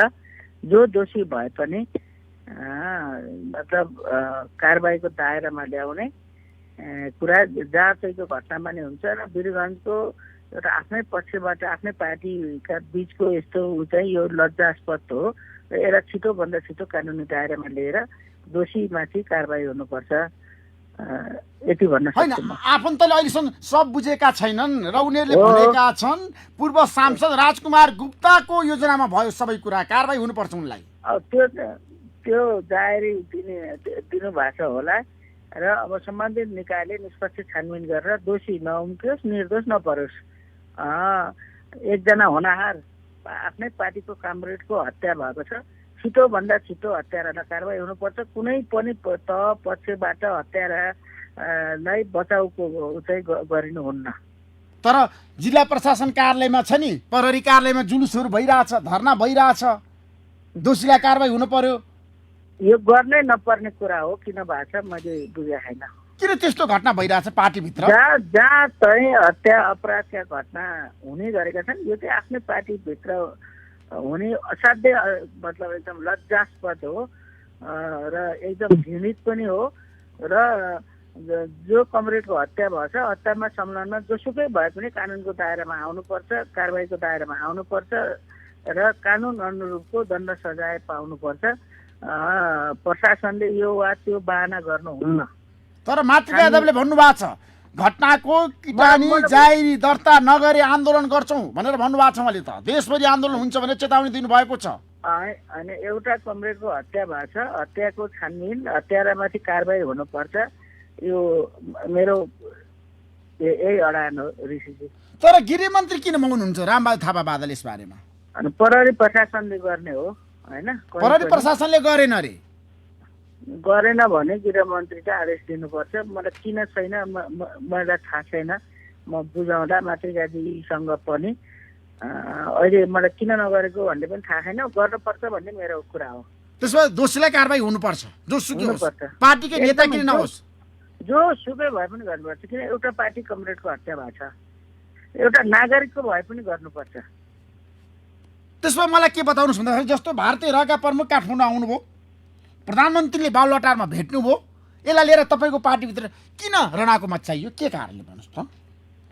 होइन, एउटा कूटनीतिक मर्यादाभित्र रहेर एउटा राजनीतिक तहले आफ्नो हैसियतलाई स्पष्ट गरेर भेटघाटै गर्नुहुन्न भन्ने कुरो त होइन। तर भेटघाटका सम्बन्धित निकायहरू जुन तहका हुन् त्यो तहसितको भेटघाट अनि सरकार प्रमुख हुनुको नाताले रिपोर्टिङ आदि इत्यादि र सामान्य शिष्टाचार हुन सक्छ। त्यो के भएको भन्ने कुरै बाहिर आएको छैन, पार्टीमा आएको छैन, बैठक बसेको छैन, सार्वजनिक ढङ्गले आएको छैन। त्यसैले सबैले एउटा विधि पद्धति प्रक्रिया कुरा उठाएको छ। अन्तर्यमा के भएछ कसैलाई पनि थाहा छैन। तपाईँको पार्टी प्रवक्ता नारायण श्रेष्ठले मसँग भन्नुभयो नेपाली बसमा गलत काम भयो, बालुवाटारबाट प्रधानमन्त्रीले यसरी गोप्य रूपमा भेट्नै मिल्दैन, परराष्ट्रको प्रतिनिधि राख्नुपर्छ भनेर उहाँले भनिरहनु भएको छ नि। परराष्ट्रमा गर्नुपर्छ। कुनै देशको एउटा गुप्तचरको कर्मचारीलाई त एउटा गुप्तचरका पर्व हाम्रो पनि निकाय छ, उसले भेटे हुने हो भन्ने लाग्छ मलाई चाहिँ। त्यसो प्रधानमन्त्री लेभलमा भेटवार्ता हुनुहुन्थेन, कुराकानी हुनुहुन्थेन? होइन, हुन सक्थ्यो। मतलब पहिला लाइन निकायले भेट्नुपर्छ। लाइन निकायहरू सँगसँगै परराष्ट्र हाम्रो जो एउटा कुटनीतिक मर्यादा छ, मूल्य छन्, मान्यता छन्, त्यही अन्तर्गत रहेर भेट्न नहुने भन्ने त भएन, भेट्न हुन्छ। तर कुनै देशको प्रधानमन्त्री सरहको एउटा गुप्तचरको कर्मचारीलाई प्रधानमन्त्रीले आम्ने सामने र प्रधानमन्त्री सरहको मतलब मात्रै भेटघाट हुने कुरा चाहिँ मेरो विचारमा मैले नजानेको नबुझेको कुरा हो। तर तपाईँलाई थाहा छ भारतीय प्रधानमन्त्री नरेन्द्र मोदीको विशेष दूत भनेर आउनु भएको रहेछ नि, भारतीय रहको प्रमुख थ परराष्ट्र मन्त्री प्रदीप गेवालीले खुलासा गर्नु। आज भोलि आउँदैछ त्यो कुरा। त्यसो त पहिले आउन सक्थ्यो। मैले पराय देखेको के थियो भनेदेखि मैले आफ्नो राजनीतिक जीवनमा भारतीय प्रधानमन्त्री मोदीका राजनीतिक सुरक्षा सल्लाहकार छन्। सुरक्षा सल्लाहकार चाहिँ दूतको रूपमा विभिन्न देशमा आउने जाने गरेको समाचार तपाईँले नै प्रसार गर्नुहुन्छ, मैले पनि पढ्छु, हेर्छु। त्यो हो तेरो एउटा गुप्तचर संस्था त त्यो त कर्मचारी हो होइन। अनि त्यसको तह भनेको त हाम्रो पनि राष्ट्रिय अनुसन्धान विभाग थियो नि त, त्यो हो। त्यसपछि नेपाल आएका हाम्रो त शीतल निवास थियो कि सुमदरबार सबैतिर डुल्ने र भेट्ने हुन्छ। आफ्नो देशमा आफ्नो प्रधानमन्त्री भेट्न नसक्ने, आफ्नो देशमा एउटा मन्त्री भेट्न नसक्ने, आफ्नो देशमा राष्ट्रपति भेट्न नसक्ने, हाम्रो त एयरपोर्टबाट शीतल निवास, अनि बालुवाटार, अनि सिमदरबार, अनि विभिन्न ठाउँमा जाने एकदम जुन ढङ्गको ऊ छ, एकदम हचुवाको र कुनै मूल्य मान्यता बिनाको यो प्रचलन, यस्तो चाहिँ नहुनु पर्ने हो भन्ने लाग्छ मलाई चाहिँ। अब नेपाल भारत सम्बन्ध सुधार्नको लागि प्रधानमन्त्रीले पहल गर्नु भएको छ अरे, त्यो त रिजल्टमा हेर्नु पर्यो नि होइन। हेरौँ रिजल्ट आउला कि नआउला, तपाईँलाई के लाग्छ? तर त ठिकै छ, नक्सा छाप पैसा जग्गा फिर्ता आओस् अनि बिग्रेको सम्बन्ध राम्रो होस्। तर त्यो पनि एउटा राजनीतिक कुटनीतिक मर्यादाभित्र रहेर गर्नुपर्छ। सम्भावना के छ पम्फाजी तपाईँले बुझेको कुरा कुटनीतिमा? होइन, मैले धेरै कुटनीति बुझ्दिनँ, मैले राजनीति बुझ्छु। मैले राजनीति मूल्य मान्यताका आधारमा चाहिँ कुटनीतिलाई सञ्चालन गर्नुपर्छ भन्ने कुरा मान्छु। त्यसबाहेक अहिलेको अवस्थामा कुटनीतिको मापदण्ड अनुसार काम भएको छैन, हुनुपर्छ। त्यसमा मलाई के बताउनुहोस् भन्दाखेरि पछिल्लो समय कहीँ नभएको भए सच्याउनुपर्छ। अब तपाईँको पार्टी फेरि पनि फुट्ने हो कि? समस्या त आयो नि, जटिलता त आयो नि, नेताहरूको बिचमा आरोप प्रत्यारोपको कुरा मिलेको छैन। प्रचण्डजीले सरकार ढाल्न लाग्नुभयो, फेरि पनि केपी शर्मा ओलीको एगेन्स्टमा उहाँ मुभ गर्दै हुनुहुन्छ भन्ने बाहिर चर्चा छ। मलाई जानकारी छैन त्यसपछि। भएका निर्णय लागू भएनन्, त्यसको निम्ति छिटै बैठकहरू जुन तहको सम्भव छ त्यो बैठकहरू डाक्ने कुरा र छिटोभन्दा छिटो पार्टीलाई प्रभावकारी बनाउने कुरा, सरकारलाई प्रभावकारी बनाउनु पर्छ। जसले पार्टीको निर्णय नमान्ने रही पार्टी समाप्त गर्ने, पार्टीले गरेका निर्णय कार्यान्वयन नगरेर सरकारका काम प्रभावकारी नहुने चाहिँ गर्नुहुन्न। छिटो गरियोस् भन्ने हो। अब दुईटा अध्यक्षहरू सचिवालय हुँदै आउला, हाम्रो स्थायी समितिको फेरि अर्को बैठक बस्ने बेला पनि आउन थालिसक्यो। अब पर्सि 15 गते बस्ने भनेको सिसीको बैठक त म त्यति सम्भावना देख्दिनँ, घोषित निर्णय नआए पनि। तर पार्टी फुटाउने कसैलाई अधिकार छैन। Thank you so much Pampa भुषालजी, समय दिनुभयो नेपाली बसलाई। तपाईँलाई म धेरै धन्यवाद दिन चाहन्छु। हस्, धन्यवाद। Thank you so much. म केही विश्रामपछि पुनः आउँछु। बचत पनि गर्नुपर्छ, ऋण पनि चाहिन्छ, सुरक्षा र सहज सेवा बैंकबाटै पाइन्छ। बैंकमा खाता अझै खोलौँ, राख्नुहुन्न भाका, गाउँ सहर जताततै प्रभु बैंकको शाखा, समृद्धिको सहयात्री प्रभु बैंक नै रोजौँ। बैंक रोज्दा आज होइन भोलिसम्म सोचौँ। 160 भन्दा बढी शाखा भएको प्रभु बैंक सँगै कारोबार गरौँ। प्रभु बैंक, विश्वास लिन्छौँ, विश्वास दिन्छौँ। डिश होममा डिलर दाइको डिस्काउन्ट सबैलाई। डिश होमले ल्यायो खुसी सबैजनालाई दसैँमा डिस होम सँगै रमाइलो गरौँ उत्साह र उमङ्गको खुसीहरू छरौँ प्रगति दीर्घायुको कामना छ सधैँ डिलर दाइको तर्फबाट ह्याप्पी बडा दसैँ डिस होम र डिलर दाइबाट शुभ दशैंको शुभकामना। अब फन्ड ट्रान्सफरबाट वार्षिक रिचार्ज गरी बम्पर डिस्काउन्ट र 2 भाग्यशाली ग्राहकहरूलाई 1 लाख नगद उपहार सहित 2 वर्ष रिचार्ज गर्दा लकी ड्रमा डबल मौका पाउनुहोस् र मजाले रमाउनुहोस्। डिस होम खुसी अन गरौँ। यो हो नेपाली रेडियो नेटवर्क। खरो विषयमा दरो बहस नेपाली बहस। यस नेपाली बहसका साथमा प्रीति तयारी चाउचाउ। डिसोम fibre Net. यतिखेर हाम्रो बीचमा नेपाली कांग्रेसका प्रभावशाली नेता डाक्टर रामशरण महतो हुनुहुन्छ। धन्यवाद। के छ देशको राजनीति कतातिर जाँदैछ? कांग्रेस कहाँ छ? महाधिवेशन हुन्छ फागुनमा? होइन, महाधिवेशन त फाल्गुनमा हुन्छ भनेर त हामीले निर्णय पनि गरेका हौँ। हुन्छ भन्ने कमिटमेन्ट पनि सबैको छ, सबै नेतृत्वको छ। तर अब व्यवहार चाहिँ कस्तो छ भने चाहिँ फाल्गुनमा हुने सम्भावना देखिँदैन। किनभने जुन ढङ्गले अहिले हामीले चाहिँ कार्यतालिका बनाएका छौँ, पार्टीले कार्यतालिका बनाएको छ, कार्यतालिका अनुसार कामहरू चाहिँ नि भएको छैन, त्यो प्रक्रिया पुरा भएको छैन विभिन्न ठाउँमा। त्यसले गर्दाखेरि चाहिँ नि अलिकति ढिला हुने सम्भावना छ। त्यसकारण चाहिँ नि अब सार्ने भन्दा पनि चाहिँ नि अब 1-2 महिना बर्खाभन्दा अगाडि, किनभने त्यसको 6 महिना महाधिवेशन कहिले त कांग्रेसको 14औं महाधिवेशन होइन, फागुनमा हुन सकेन भने फाल्गुनमा हुन सकेन भने कतिपय वैशाखमा कि जेठमा कि भदौमा होइन, यो टुङ्गो लाग्न सकेको छैन अहिले। वैशाख जेठ भदौसम्म त कुनै पनि हालतमा हुनुपर्छ। तर व्यावहारिक कुरो गर्नुहुन्छ भने चाहिँ भदौसम्म त चाहिँ नि बर्खा नै चलिरहन्छ। बर्खामा चाहिँ महाधिवेशन गर्न सम्भावना हुँदैन। त्यसकारण चाहिँ जेठको सुरुताका चैत वैशाखसम्म अथवा जेठको सुरुसम्म चाहिँ नि हुनुपर्छ भन्ने चाहिँ नि एउटा भनाइ हो। चाँडै यो अरू चाहिँ नि त्योभन्दा अगाडि पुरा गर्नुपर्ने जति पनि चाहिँ कार्यतालिका अनुसारका कामहरू छन् नि, कार्यहरू छन्, त्यो चाँडो सम्पन्न गर्नुपर्छ। तपाईलाई थाहा छ अमेरिकामा राष्ट्रपतिको निर्वाचन हुँदैछ, भारतमा चाहिँ प्रदेशको निर्वाचन भइरहेछ, राज्यको निर्वाचन भइरहेछ। अनि नेपालमा चाहिँ नेपाली कांग्रेसको महाधिवेशन किन फागुन हुन सक्दैन? के कारणले जस्टिफाई गर्नु त डाक्टर रामशरण महत? होइन, यो अलिकति आन्तरिक चाहिँ नि विवादहरू पनि भइरहेका छन्। किनभने कतिपय कामहरू विधान विपरीतका कामहरू भइरहेका छन्। अनि महाधिवेशन चाहिँ नि निष्पक्ष ढङ्गबाट चाहिँ महाधिवेशन सम्पन्न हुनुपर्छ भन्ने हाम्रो भनाइ छ। यी सबै कारणले केही विवादहरू पनि भएका छन्। त्यसकारण चाहिँ सकेसम्म लम्ब्याउने चाहिँ एउटा चाहिँ ऊ पनि देखिएको छ। यो एउटा चाहिँ नि टेन्डेन्सी पनि एउटा ऊ पनि देखिएको छ। तर जे भए पनि चाहिँ नि अब 6 महिनाभन्दा ढिला त हुन सक्दैन। त्यो भयो भने वर्तमान चाहिँ नि यो चाहिँ नि यो जो हाम्रो चाहिँ नि निर्वाचित तहहरू छन् त्यो स्वतः समाप्त हुन सक्छ।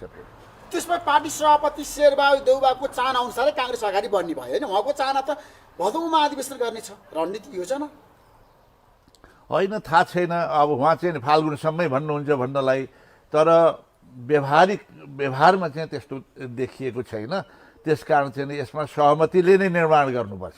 यो एउटा सभापतिको चाहिँ इच्छाले मात्रै होइन, व्यक्तिको कसैको इच्छाको होइन, एउटा चाहिँ सामूहिक रूपमा चाहिँ नि एउटा निर्णय गर्नुपर्छ। एउटा सहमतिको आधार। तपाईलाई थाहा छ शेरबहादुर देउवाले जे भने त्यही हुन्छ, तपाईहरु पनि केही गर्न नसक्ने अवस्था पुग्नु भयो नि त आजको दिनमा? होइन, विधि अनुसार काम भएको छ, कार्यकर्ताको भावना अनुरूप चाहिँ नि उहाँको इच्छा छ भने चाहिँ त्यो सम्पन्न हुन सक्छ।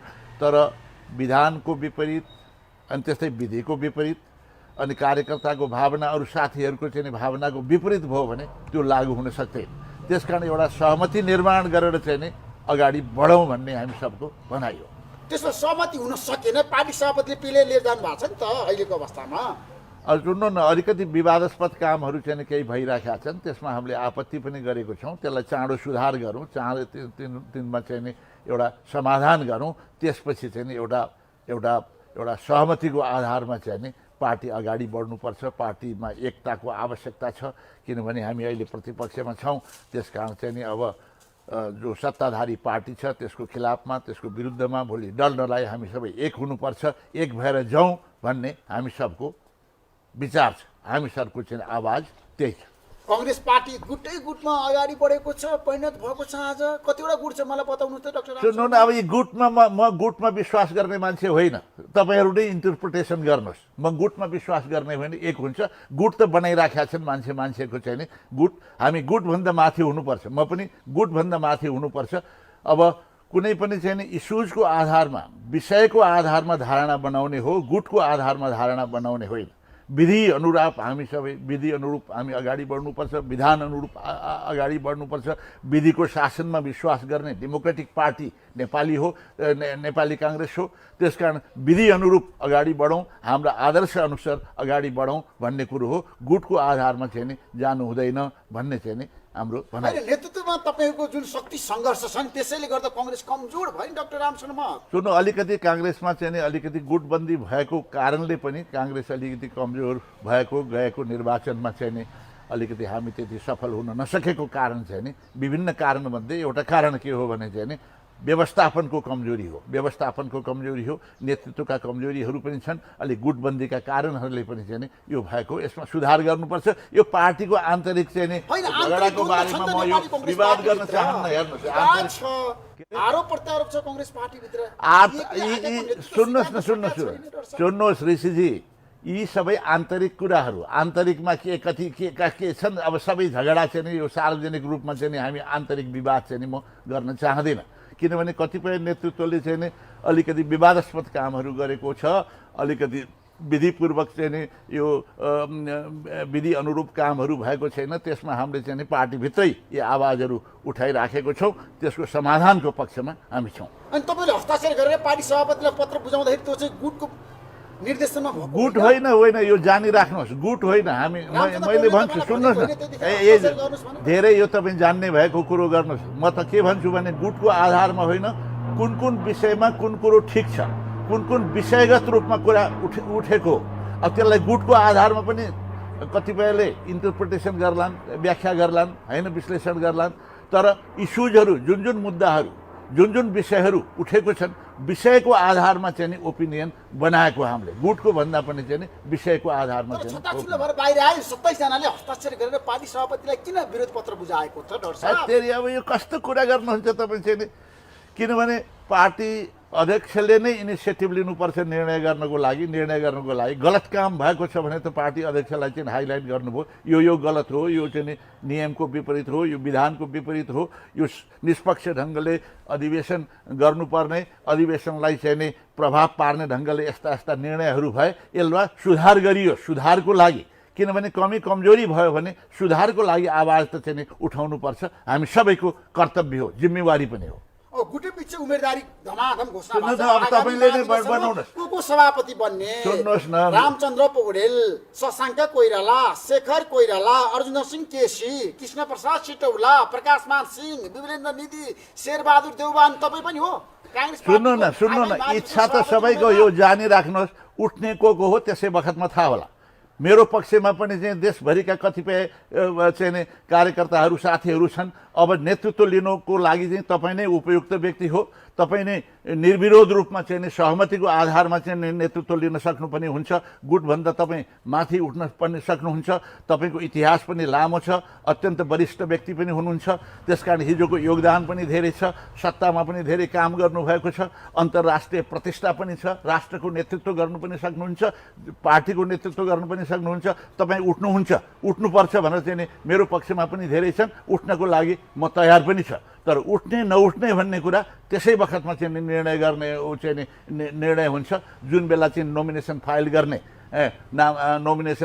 बेला हुन्छ, त्यसै बखतमा को उठ्ने त्यस बखतमा थाहा हुन्छ। गुट सुट भन्दा पनि चाहिँ नि त्यस बखत सकेसम्म त म के भन्छु भने यो पार्टीको नेतृत्व भने त निर्विरोध रूपले चाहिँ नि अब पार्टीको नेतृत्व निर्धारण गर्न सकियो भने, नेतृत्वको छनौट एउटा सहमतिको आधारमा निर्विरोधको रूपमा आउन सक्यो भने चाहिँ नि पार्टीलाई अझ बलियो बनाउन सक्छ त्यही पक्षमा हुनुपर्छ सकेसम्म भएन भने चाहिँ निर्विरोध कहाँ हुन्छ कांग्रेस पार्टीमा छोड्नु न अब तपाईले इन्टरप्रिटेसन गर्नुस् हुनुपर्छ भने कोइराला त निर्विरोध हुन सक्नु भएन कांग्रेसमा सुन्नु कोइराला हुन सक्नु भएन यता जान्नुहोस् तपाईलाई तपाईहरुलाई मान्छन् कार्यकर्ताले निर्विरोध ऋषिजी तपाईलाई मजा चाहिँ के भने पार्टीको आन्तरिक चाहिँ जही झगडा के छ त्यही चर्कायो भने त्यही तपाईलाई मजा आउँछ जस्तो सुन्नु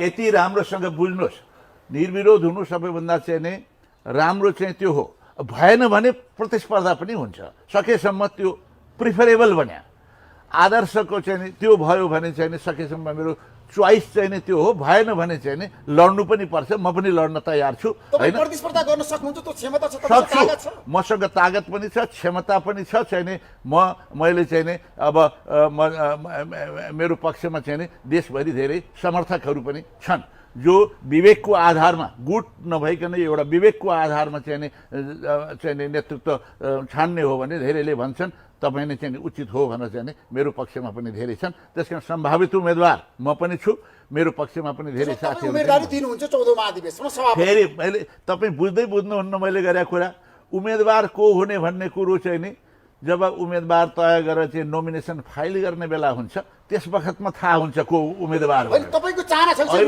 ठ्याक्कै भन्नुस् न सभापति बन्ने हैन कार्यकर्ताहरूको चाहना छ धेरैको चाहना छ म चाहिँ नेतृत्व बनोस् भन्ने म पनि तयार छु त्यसको लागि म पनि तयार छु त्यसो अब नेपाल भारत सम्बन्धको कुरा गर्नुहोस् पछिल्लो समय प्रधानमन्त्री केपी शर्मा ओली र भारतीय रका प्रमुख सामन्त कुमार गोयलको बीचमा भएको संवादलाई लिएर व्यापक रूपमा चर्चा परिचर्चा र बहस भएको छ कांग्रेस कहाँ छ समर्थनमा कि विपक्ष हैन सुन्न यस्ता साना साना कुराहरुमा पनि चाहिँ अनावश्यक राष्ट्रिय बहस गर्ने विषय यो हुँदै होइन ऋषिजी सुन्नुहोस् तपाईले जो प्रश्न गर्दै हुनुहुन्छ पहिला मलाई जवाफ सुन्नुहोस् तपाईले चाहिँ यो चाहिँ जुन कुरो राष्ट्रिय बहसका विषयहरू हुन् पार्टीका आन्तरिक विवादका विषय पनि राष्ट्रिय बहसको विषय होइन अब भारतको चाहिँ रको प्रमुख अब यहाँ आए गोयल भन्ने मान्छे चाहिँ यहाँ आए अब भारतका प्रधानमन्त्रीको चाहिँ एउटा उसको रूपमा प्रतिनिधिको रूपमा चाहिँ नि यहाँ आए अब इन्भोयको रूपमा अनि प्रधानमन्त्रीसँग भेटे त्यसमा विवाद गर्नुपर्ने चाहिँ कुनै पनि त्यसमा राष्ट्रिय बहसको विषय त्यो होइन किनभने चाहिँ नि आउनुभन्दा अगाडि यहाँ खबर पनि गरेको थियो अरे परराष्ट्र मन्त्रालयलाई थाहा पनि छ अनि एम्बेसी मार्फत खबर पनि गरेको छ प्रधानमन्त्रीले भेट्न पनि चाहनु भएको छ त्यसकारण चाहिँ नि भेट्नुभयो भने यसमा चाहिँ ठुलो बहसको कुरो कुनै पनि बहसको विषय होइन एउटा कुरा मलाई त के पनि लाग्छ भने पहिला अब प्रधानमन्त्री ओलीजीले के भन्नुभयो भने अब मलाई चाहिँ नि भारत सरकारले चाहिँ नि अब प्रधानमन्त्रीबाट हटाउनलाई पार्टीको नेतृत्वबाट हटाउनलाई षड्यन्त्र चलाइराखेको छ चाहिँ नि भनेर चाहिँ नि उनले भन्दै थिए केही महिना 1-2 महिना अगाडि यहाँलाई थाहा छँदैछ अब कुनै विदेशी चाहिँ नि कुनै विदेशीले चाहिँ नि यहाँको आन्तरिक मामलामा चाहिँ नि हस्तक्षेप गरेर कसैलाई हटाउने कसैलाई राख्ने निर्णय गर्न लायो भने त्यहाँको चाहिँ नि तपाईँको इन्टेलिजेन्स एजेन्सीले नै गुप्तचर विभागले नै गर्ने हो त्यसको गुप्तचर संस्था भने चाहिँ नि विदेशमा चाहिँ गुप्तचर गर्ने चाहिँ नि र एजेन्सी नै हो त्यही बारेमा चाहिँ नि प्रधानमन्त्री ओलीजीले पनि चाहिँ नि जानकारी लिनको लागि चाहिँ नि प्रश्नहरू गर्नको लागि पनि चाहिँ सोध्नु भएको हो अथवा भारतले पनि हाम्रो कुनै पनि यसमा चाहिँ नि कुनै पनि संलग्नता छैन भनेर उनीहरूले एक्सप्लेन पनि उनीहरूलाई गर्न खोजेका हुन सक्छ त्यो विषय पनि हो फेरि अर्को पक्ष के पनि हो भने अहिले भारतसँग चाहिँ नि यो खास गरी हाम्रो सीमाको बारेमा चाहिँ नि सिमानाका बारेमा गर्दाखेरि चाहिँ नि लिम्पिया धुरासम्मको चाहिँ नि हाम्रो जो भौगोलिक सिमाना छ त्यही बारेमा चाहिँ नि अब भारतले भूमि लिएर बसेको छ त्यसमा ठुलो विवाद भएको हुनाले सम्बन्ध अलिकति बिग्रिराखेको छ अब त्यसमा सुधार कसरी गर्नुपर्छ भन्ने पनि चाहिँ नि त्यसको लागि अब प्रधानमन्त्रीले पनि विगतमा चाहिँ नि विभिन्न प्रकारका चाहिँ नि तपाईको अब वक्तव्यहरू निकालेर चाहिँ नि अलिकति गर्नुभएको थियो त्यसले गर्दा सम्बन्ध झन् बिग्रेको थियो त्यसलाई सुधार्नको लागि पनि उहाँले चाहिँ नि उनीहरूको यो गुप्तचर विभागको प्रमुखलाई चाहिँ नि भेट्दाखेरि चाहिँ सम्बन्ध सुधार गर्ने प्रयास पनि गरेको त्यो हिसाबले यसलाई आपत्तिजनक मान्नुपर्ने कुनै पनि खण्ड छैन किनकि विदेशको प्रमुखले नेपाली राजनीतिमा हात हाल्नु हात हाले नहाले इन्टरफेयर गर्नु कूटनीति र राजनीति नारायण श्रेष्ठको भनाइ हो ए हैन कसको के भनाइ छ अब चाहिँ नि छोड्नु, यस्ता हावादारी भनाइ चाहिँ नि म विश्वास गर्दिनँ। यदि हस्तक्षेप गरेको छ, यहाँ चाहिँ नि कुनै हात हालेको छ, आन्तरिक मामलामा हात हालेको छ भने प्रमाणसहित भन्नु पर्यो। विदेशीले कुन चाहिँ विदेशीले गर्नु पर्यो, गरेको छ भने प्रमाणसहित भन्नु पर्यो। त्यसकारण चाहिँ नि अब त्यो बिना प्रमाण चाहिँ नि त्यसै हल्लाखल्ला गरेर चाहिँ नि गर्नु उचित होइन। त्यसो प्रधानमन्त्री र को प्रमुखको बीचमा भएको भेटवार्तालाई अतिरञ्जित गर्नु हुँदैन भने तपाईँको भनाइ हो? अतिरञ्जित गर्नु जरुरी छैन, किनभने अब छिमेकी राष्ट्र भारतसँग हाम्रो चाहिँ नि अब एउटा छिमेकी राष्ट्र हो, व्यापक सम्बन्ध भएको मुलुक हो। त्यो देशको प्रधानमन्त्रीको एउटा चाहिँ नि एउटा प्रतिनिधिको रूपमा चाहिँ नि आएका छन् यहाँको प्रधानमन्त्रीसँग भेट्नको लागि, कतिपय कुरो स्पष्टीकरण गर्नको लागि, क्ल्यारिफिकेसन गर्नको लागि, सम्बन्ध सुधार गर्नको लागि, अथवा यहाँकै चाहिँ प्रधानमन्त्रीले पनि चाहिँ नि उनीहरूको प्रतिनिधिसँग भेटेर सम्बन्ध सुधार गर्नको लागि कुनै कुरा मेसेज पठाउँछन् भन्ने त्यसलाई कुनै पनि आपत्ति गर्नुपर्ने चाहिँ नि होइन। भेट्न त चाहिँ नि के भने सामान्य मान्छेलाई त भेट्न मिल्छ भने चाहिँ नि उनीहरूको सरकारको प्रतिनिधि भएर आएको मान्छेलाई भेट्न चाहिँ नि किन आपत्ति गर्नुपर्छ? त्यसमा अब चीनले नेपालको भूभाग मिचेको छ कि छैन तपाईँलाई के लाग्छ? होइन, त्यस्ता मिचेको छ। जस्तो तपाईँ हुम्लाको चाहिँ नि लाप्चा भन्ने भन्ज्याङमा चाहिँ नि नेपालको ठुलो भूमिमा त्यहाँको चाहिँ नि जो खम्बा थियो, सीमाको खम्बा थियो, त्यो सीमाको चाहिँ नि पोललाई नै चाहिँ नि उनीहरूले सारेर चाहिँ नि 2 किलोमिटर नेपालको भूभागसम्म चाहिँ नि कब्जा गरेर ऊ चाहिँ नि 9वटा भवनहरू चाहिँ नि हाम्रो भूमिमा बनाएका छन् भनेर हुम्लाकै साथीहरूले, हुम्लाकै जनताहरूले चाहिँ नि आपत्ति गरिराखेका छन्।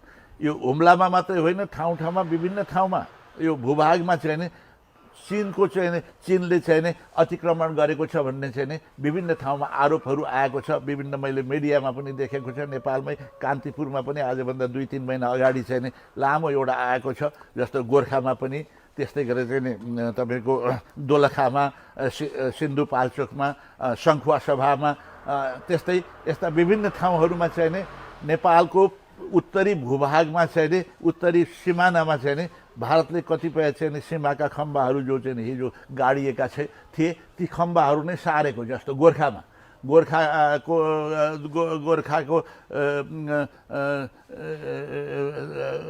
गोर्खामा चाहिँ नि कति 35, 37 र 38 नम्बरको खम्बाहरू चाहिँ नि सारिएको छ गोर्खाको उत्तरी भागमा, के सिउ भन्ने के गाउँमा।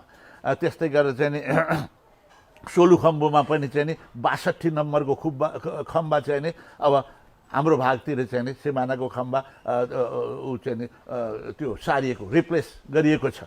इत्यादि विभिन्न ठाउँमा चाहिँ नि सुनिएको छ। यो बारेमा राम्रोसँग कतिपय सत्यता छ, त्यो राम्रोसँग चाहिँ नि अध्ययन गरेर छानबिन गरेर चाहिँ नि अनि कूटनैतिक ढङ्गबाट राजनैतिक रूपमा चाहिँ नि वार्ता गर्नुपर्छ सरकारले। अब तर यहाँ नेपालमा चाहिँ नि अहिलेको जो सरकार छ त्यसले चाहिँ नि त्यसको प्रवृत्ति चाहिँ के देखिन्छ भने, खास गरी नेपाल कम्युनिस्ट पार्टीको प्रवृत्ति चाहिँ के देखिन्छ भने चाहिँ नि अब चीनसँग चाहिँ नि केही उनीहरूको गल्ती नै भएको छ भने त्यसमा चुपचाप केही पनि हुँदैन। चीनले त गल्ती नै गरेछ, नेपालको भूभागै मिचेको छैन भने परराष्ट्रमन्त्रीले त्यसले देखिन्छ। जमिन चीनले मिचेको छैन। सरकारको चाहिँ नि भूमिका पनि यसमा चाहिँ त्यति निष्पक्ष देखिँदैन। हाम्रो चाहिँ नि जो अब भौगोलिक चाहिँ नि एउटा टेरिटोरियल इन्टिग्रिटीको कुरो छ, त्यसमा चाहिँ नि मेन्टेन गर्न त हामी चाहे भारतले हस्तक्षेप गर्दाखेरि त हामीले आपत्ति गरिराखेका नै छौँ, आपत्ति गरिराखेका छौँ। चीनले पनि ठाउँ ठाउँमा त्यस्ता चाहिँ नि अतिक्रमण गरेको छ भने त्यसमा चाहिँ नि कुरा उठाएर चीनसँग वार्ता गर्नुपर्छ। भारत पनि हाम्रो चाहिँ छिमेकी अत्यन्त व्यापक सम्बन्ध भएको राष्ट्र हो। चीन पनि छिमेकी सम्बन्ध भएको राष्ट्र हो। दुवैसँग सम्बन्ध सुधार गर्नको लागि यदि हाम्रो भूभागमा अतिक्रमण जहाँ जहाँ भएको छ ती बारेमा वार्ता गरेर चाहिँ नि सुधार गर्ने, सुल्झाउने चाहिँ नि काम गर्नुपर्छ। तर नेपाली कङ्ग्रेसले चीन विरोधी गतिविधि सञ्चालन गरेको छ भनेर सत्तारूढ दलले आरोप लगाएको छ। नेपाल कम्युनिस्ट पार्टीका नेताहरूले भनेका छन् यो राजनीतिक प्रोपोगेन्डा हो काङ्ग्रेसको। यी उहाँका प्रोपोगेन्डा हो, यी सबै हावादारी कुराहरू हो। उहाँका चाहिँ नि एकदम तपाईँको चाहिँ नि यी गलत हुन्, जम्मै एकदम दलगत रूपले मात्रै कुराहरू गर्छन्। जस्तो अमेरिका जस्तो मुलुकले यत्रो ठुलो सहयोग एमसिसी अन्तर्गत सहयोग दिँदैछ बिना कुनै राजनैतिक क्लजहरू त्यहाँ केही पनि छैनन्। त्यसलाई गलत ढङ्गले अर्थ लगाएर कम्युनिस्ट पार्टीभित्रै विवाद गरेर चाहिँ नि अब सरकारलाई त्यो पास गर्न अगाडि बढाउन संसदमा पेस गर्नै दिएको छैन एमसिसी सम्बन्धी। त्यो चाहिँ नेपालको अब तपाईँको पूर्वाधार विकासको लागि चाहिँ नि यत्रो ठुलो सहयोग चाहिँ नि अमेरिकाले दिएको छ। यो अनुदानको रूपमा यत्रो ठुलो सहयोग चाहिँ नि बिरलै पाइन्छ। त्यस्तो सहयोगलाई पनि चाहिँ आपत्ति गरेका छन्। त्यसमा कुनै पनि राजनैतिक शर्त कहीँ केही पनि छैन, तर गलत अर्थ लगाएर चाहिँ नि त्यसलाई रोक्ने काम कम्युनिस्ट पार्टीभित्र बसिएको छ। तर सरकारको अहिलेको जो सरकारको दृष्टिकोण चाहिँ नि ठिक नै देखिन्छ, गलत देखिँदैन। तर उहाँका पार्टीभित्र चाहिँ नि आपत्ति गरेर चाहिँ नि अहिलेको सरकारलाई यो चाहिँ नि आयोजना चाहिँ नि मा संसदले पारित गर्न चाहिँ नि रोकेका छन्। त्यसो नेपाली कांग्रेसको निष्कर्ष हो चीनले नेपालको भूभाग अतिक्रमण गरेको छ भन्ने नै हो त। सुन्नु न जहाँ सुन्नु न त्यो हुम्लामा भएको छ अन्त पनि चाहिँ नि नेपाली कांग्रेसले भनेको होइन। यो त चाहिँ नि जसले त्यहाँ चाहिँ नि गरेको छ हाम्रै कृषि मन्त्रालयको चाहिँ नि जो सर्वे डिपार्टमेन्ट छ उनीहरूकै तथ्याङ्कहरू हो। अनि त्यही जिल्लाका चाहिँ नि व्यक्तिहरूको चाहिँ नि कुरो हो। त्यसको आधारमा चाहिँ नि हामीले सुनेपछि हामीले पनि कुरा यो चाहिँ रहेछ भनेर चाहिँ सुन्यौँ, चुप्प लागेर बसेनौँ। जहाँबाट उम्रे आछ हाम्रो पार्टी नै आफू गएर हेरेको त होइन। जहाँबाट चाहिँ नि समाचार आएको छ सर्वेको आधारमा चाहिँ नि जो चाहिँ सूचना आएको छ त्यसको आधारमा हामीले कुरा उठाएको छ। हामी चीन विरोधी होइनन्। चीनसँग सबैभन्दा ठुलो सम्बन्ध राख्ने नेपाली कांग्रेस नै हो। बीपी कोइरालाकै समयमा यो बोर्डरको निर्धारण भएको चीनसँगको सिमानाको निर्धारण भएको त्यही समयमा बीपी कोइराला नै प्रधानमन्त्री हुँदाखेरि मुस्ताङको उत्तरी भागमा चाहिँ नि चीनका चाहिँ नि सैनिकहरूले नेपाली सैनिकलाई आक्रमण गरेर एकजनालाई मारे 10 जनालाई जेलमा हालेका थिए। त्यस बखतमा बीपी कोइरालाले घोर आपत्ति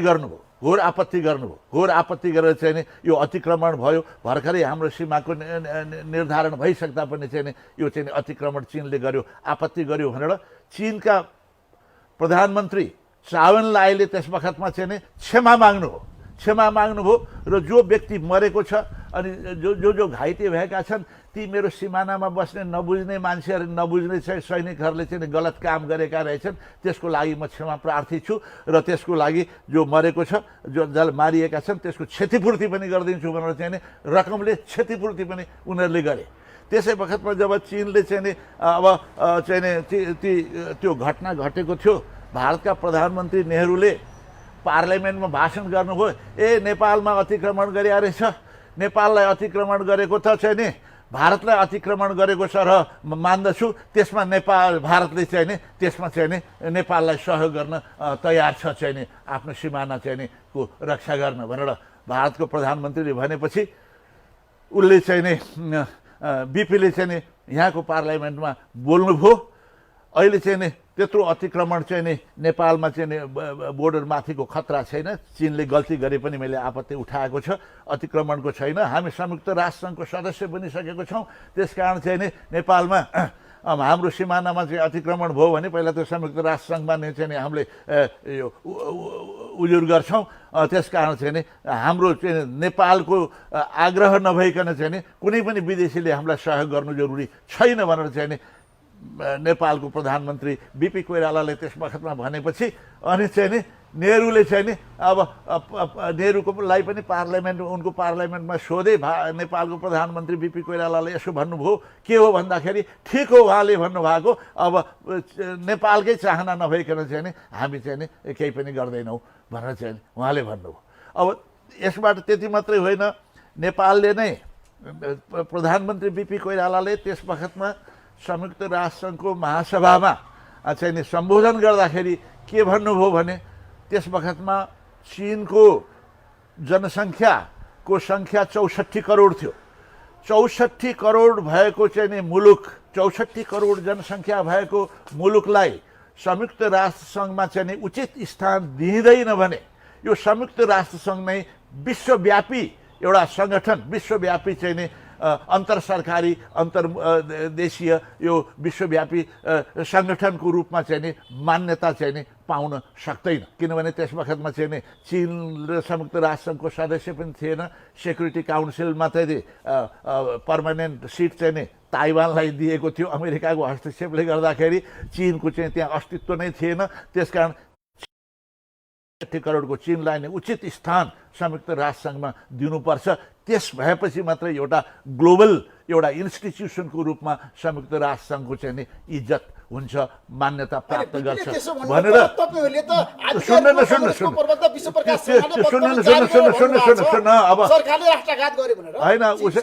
सुन्न न उसैसँग सोध्नु उस कसले के भन्यो उसको बारेमा मैले भन्ने होइन, उनीसँग सोध्नुहोस्।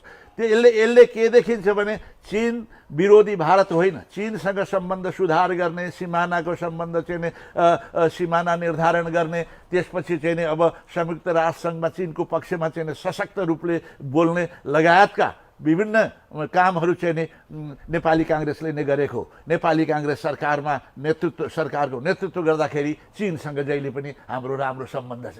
त्यसकारण जसले चाहिँ नेपाली काङ्ग्रेसलाई दोष लाउँछ चीन यो भनेर चाहिँ नि ती चाहिँ नि यो गुटबन्दीको आधारमा चाहिँ नि अत्यन्त स्वार्थले प्रेरित भएर राजनैतिक स्वार्थका कारणले चाहिँ नि यी बोलेका हुन्। हाम्रो सम्बन्ध चाहिँ नि उनीहरूसँग बिग्रोस् भनेर चाहिँ नि भन्न खोजेको। त्यसमा जाँदा अब नेपालको राजनीति कता जान्छ, अर्थव्यवस्था कस्तो हुन्छ? अर्थतन्त्र ध्वस्त भएको छ देशको होइन। अर्थव्यवस्था त अब चाहिँ नि अहिले बिग्रेको अवस्था छ। यो सारा संसारकै अर्थव्यवस्था जताततै चाहिँ नि बिग्रेको छ। नेपालको अर्थव्यवस्था पनि बिग्रेको छ। यो ठुलो आर्थिक यो मानवीय सङ्कटको अवस्था पनि छ, त्यस्तै गरेर चाहिँ आर्थिक सङ्कटको अवस्था पनि छ। यो चाहिँ जुन प्रकारको मानवीय सङ्कट चाहिँ नै भएको छ, कोरोना सङ्क्रमणले गर्दाखेरि मान्छेहरू मरेका छन्, लकडाउन भएको छ। अब त्यस्तै गरेर चाहिँ नि यो सोसल डिस्टेन्सिङ सामाजिक दूरी कायम गर्नुपर्ने अनेक छन्। यसले गर्दाखेरि मानिसहरूको आवागमन रोकिएको छ।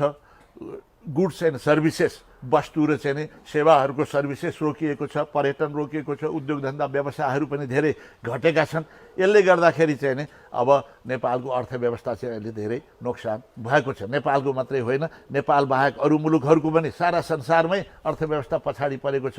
त्यसमा सरकारको पनि दक्षता त्यति राम्रो देखिँदैन। हाम्रो सरकारको दक्षता त्यति राम्रो देखिँदैन। अहिले पनि भएका हाम्रा जे जति साधन स्रोतहरू छन् त्यसलाई राम्रोसँग व्यवस्थापन गर्न सकेको भए, प्रशासनिक क्षमता पनि राम्रो भएको भए, त्यसमा सुशासनको अवस्था भएको भए अहिलेको भन्दा अलिकति सुधार गर्न सक्ने अवस्था पनि हुन्थ्यो।